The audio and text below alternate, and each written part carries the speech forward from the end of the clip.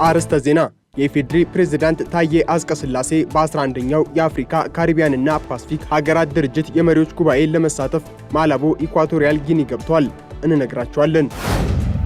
የኢትዮጵያ ሀገራዊ የምክክር ኮሚሽን የትግራይ ክልልን የምክክር አጀንዳ የማሰባሰብ ሂደት ከመጋቢት 23 ቀን እስከ መጋቢት 25 ቀን 2018 ዓ.ም በአዲስ አበባ ሊያካሄድ መሆኑን አስታውቋል።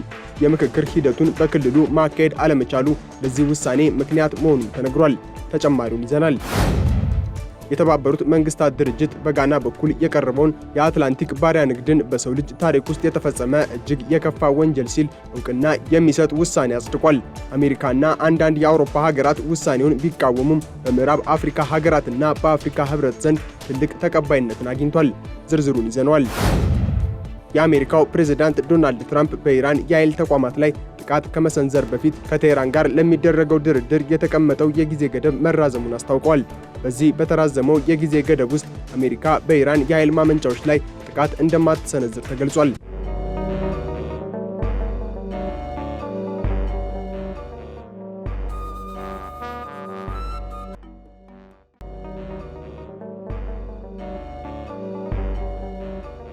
ፕሬዝዳንት ታዬ አጽቀሥላሴ ወደ ኢኳቶሪያል ጊኒ ያቀኑ። የኢፌዴሪ ፕሬዝዳንት ታዬ አጽቀሥላሴ በ11ኛው የአፍሪካ ካሪቢያንና ፓሲፊክ ሀገራት ድርጅት የመሪዎች ጉባኤ ለመሳተፍ ማላቦ ኢኳቶሪያል ጊኒ ገብተዋል። ፕሬዝዳንት ታዬ አጽቀሥላሴ ማላቦ ዓለም አቀፍ የአውሮፕላን ማረፊያ ሲደርሱ የኢኳቶሪያል ጊኒ ጠቅላይ ሚኒስትር ማኑኤል ኡሳ ኡዝዌን ጨምሮ የሀገሪቱ ከፍተኛ የመንግስት የሥራ ኃላፊዎች አቀባበል አድርገውላቸዋል። በተለያዩ የታሪክ ምዕራፎች ያለፈው የአፍሪካ ካሪቢያንና ፓሲፊክ ሀገራት ድርጅት አሁን ላይ 79 ሀገራትን በአባልነት ማካተት የቻለ ሲሆን የተጽዕኖ ደረጃውም በዚያው ልክ እያደገ መምጣቱ ይነገራል።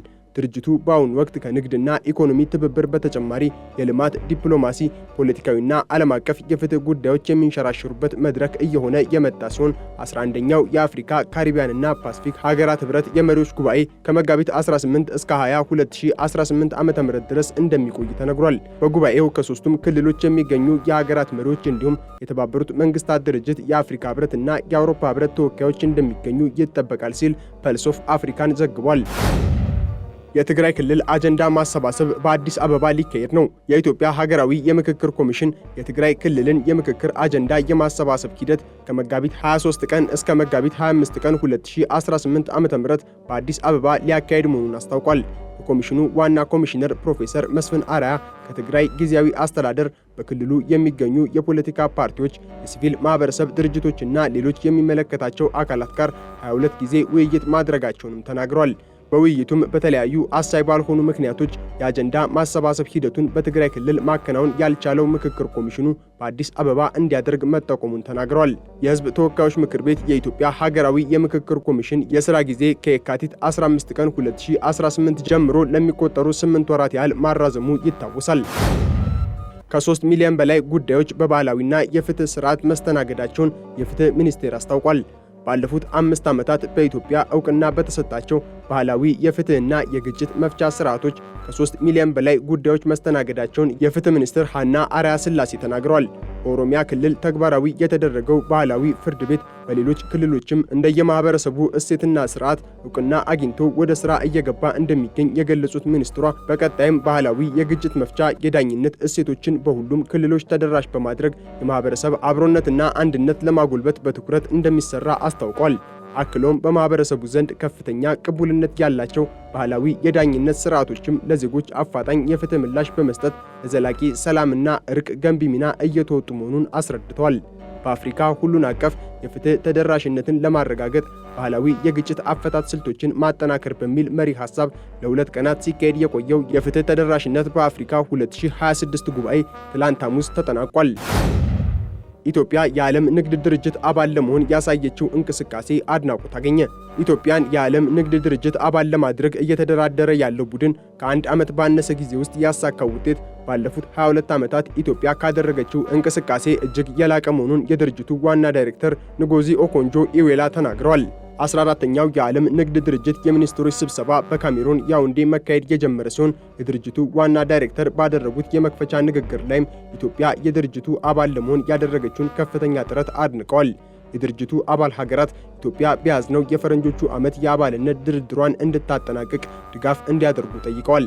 በጉባኤው ላይ የድርጅቱ 166 አባል ሀገራት የንግድ ሚኒስትሮችና ከፍተኛ አመራሮች ተሳታፊ ሆነዋል። በንግድና ቀጠናዊ ትስስር ሚኒስትር ካሳሁን ጎፌ የተመራው ልዑክ በስብሰባው ላይ እየተሳተፈ እንደሚገኝም ተነግሯል። በአሁኑ ወቅት 22 ሀገራት የዓለም ንግድ ድርጅት አባል ለመሆን ፍላጎት እንዳላቸው የገለጹት ዳይሬክተሯ የዓለም ንግድ ድርጅት አባል የመሆን አድካሚ ብርቱ ጥረትና ጽናት የሚጠይቅ መሆኑን በማስታወስ አባል ለመሆን እየጣሩ ያሉ ሀገራት ለጠንካራ ስራቸውና ትዕግስታቸው እውቅና መስጠታቸውን ከድርጅቱ ገጽ ላይ ያገኘነው መረጃ ያሳያል። የተባበሩት መንግስታት ድርጅት በጋና በኩል የቀረበውን የአትላንቲክ ባሪያ ንግድን በሰው ልጅ ታሪክ ውስጥ የተፈጸመ እጅግ የከፋ ወንጀል ሲል እውቅና የሚሰጥ የውሳኔ ሐሳብ አጽድቋል። ምንም እንኳን አሜሪካና አንዳንድ የአውሮፓ ሀገራት ውሳኔውን ቢቃወሙትም በምዕራብ አፍሪካ ሀገራትና በአፍሪካ ህብረት ዘንድ ትልቅ ተቀባይነትን አግኝቷል። ለዘመናት የባሪያ ንግድ ዋነኛ መነሻ የነበሩት የምዕራብ አፍሪካ ሀገራት ውሳኔው በአፍሪካውያንና በትውልዶቻቸው ላይ ለደረሰው ግፍ የተሰጠ ትልቅ እውቅና መሆኑን ገልጸዋል። የአፍሪካ ህብረት በሰጠው መግለጫ ጋናን በማድነቅ ውሳኔው ለእውነት ለፍትህና ለፈውስ ትልቅ እርምጃ መሆኑን ገልጿል። የህብረቱ ኮሚሽን ሊቀመንበር በበኩላቸው የባሪያ ንግድ ያስከተለውን ታሪካዊና ወቅታዊ ጉዳት ለመካስ የሚያስችል የካሳ ፍትህ አስፈላጊነት ላይ አጽንኦት ሰጥቷል። ይህ ውሳኔ የባርነትን ዘላቂ ጠባሳ ለመፈወስ ፋይዳ እንዳለውም ሮይተርስ ዘግቧል። ዶናልድ ትራምፕ በኢራን ላይ የሰነዘሩትን የጥቃት የጊዜ ገደብ አራዘሙ። የአሜሪካው ፕሬዝዳንት ዶናልድ ትራምፕ በኢራን የኃይል ተቋማት ላይ ጥቃት ከመሰንዘር በፊት ከቴህራን ጋር ለሚደረገው ድርድር የተቀመጠው የጊዜ ገደብ መራዘሙን አስታውቋል። በዚህ በተራዘመው የጊዜ ገደብ ውስጥ አሜሪካ በኢራን የኃይል ማመንጫዎች ላይ ጥቃት እንደማትሰነዝር ተገልጿል። ፕሬዝዳንቱ በትሩዝ ሶሻል ገጻቸው ባሰፈሩት መልእክት ቀደም ሲል ሰኞ ዕለት አውጀውት የነበረውን ጥቃት የማቆም ውሳኔ ለተጨማሪ 10 ቀናት መግፋታቸውን ገልጸዋል። እንደ ትራምፕ ገለጻ ከሆነ በዋሽንግተንና በቴህራን መካከል ያለው ድርድር ቀጥሏል። ፕሬዝዳንቱ በመልእክታቸው በኢራን መንግስት ጥያቄ መሰረት የኃይል ማመንጫዎችን የማውደም ጥያቄን ለ10 ቀናት ማለትም እንደ አውሮፓውያኑ አቆጣጠር እስከ ሰኞ ሚያዝያ 6 አራዝም ያለው ብለዋል። ድርድሩ ቀጥሏል ያሉት ትራምፕ ምንም እንኳን የሐሰተኛ ዜና አውታሮችና ሌሎች ተቃራኒውን ቢዘግቡም ሂደቱ በጣም በጥሩ ሁኔታ ላይ ይገኛል ሲሉ ተደምጧል። ሆኖም ኢራን ከዋሽንግተን ጋር ምንም አይነት ድርድር እያደረገች እንዳልሆነ የገለጸች ሲሆን ትራምፕም በኢራን በኩል ከማን ጋር ድርድር እያደረጉ እንደሆነ በስም አልጠቀሱም። የዎል ስትሪት ጆርናል የሰላም ድርድር አሸማጋዮችን ጠቅሶ እንደዘገበው ኢራን እንዲህ አይነት የ10 ቀናት የጥቃት ማራዘሚያ ጥያቄ አላቀረበችም። በሌላ በኩል የየመኑ የሁቲ አማጽያን መሪ አብዱል ማሊክ አልሁቲ በመካከለኛው ምስራቅ ያለው ጦርነት የሚቀጥል ከሆነ ወታደራዊ እርምጃን ለመውሰድ እንደማያቅማሙ በመግለጽ ለኢራን ያላቸውን ታማኝነት በድጋሚ አረጋግጠዋል። ፑቲን የሩሲያ ባለሀብቶች የበጀት ድጋፍ እንዲያደርጉ ጠየቁ። የሩሲያው ፕሬዝዳንት ቭላዲሚር ፑቲን የዩክሬን ጦርነትን ለማስቀጠልና የሀገሪቱን ፋይናንስ ለማረጋጋት በማሰብ ከፍተኛ የሩሲያ ባለሀብቶች ለመንግስት በጀት የገንዘብ ድጋፍ እንዲያደርጉ መጠየቃቸው ተሰማ። ትላንት ሐሙስ ከከፍተኛ ነጋዴዎች ጋር ዝግ ስብሰባ ያደረጉት ፑቲን የጦርነቱን የፋይናንስ አቅርቦት በተመለከተ ተወያይተዋል። ሩሲያ በምስራቅ ዩክሬን የሚገኘውን የዶንባስ ክልል ቀሪ ቦታዎች ሙሉ በሙሉ እስከምትቆጣጠር ድረስ ጦርነቱን እንደምትቀጥልም ፕሬዝዳንቱ አስታውቋል። በዚሁ ስብሰባ ላይ ቢሊዮነሩ ሱሌይማን ኬሊሞቭ 100 ቢሊዮን ሩብል ወይንም 1.2 ቢሊዮን ዶላር ለመለገስ ቃል ገብቷል። ከፈረንጆቹ የካቲት 2022 በጀመረው በዚህ ጦርነት ሳቢያ ሩሲያ ከነዳጅ ሽያጭ በሚገኝ ገቢ ማሽቆልቆልና በኢኮኖሚ መቀዛቀዝ ምክንያት ድርብ ፈተና ገጥሟታል። የኢራን ጦርነት ያስከተለው የነዳጅ ዋጋ ጭማሪ ዘላቂነት ላይ የሚመሰረት ቢሆንም የሩሲያ መንግስት በዚህ ዓመት 10 በመቶ የበጀት ቅነሳ ለማድረግ ዝግጅት እያደረገ መሆኑ ተዘግቧል።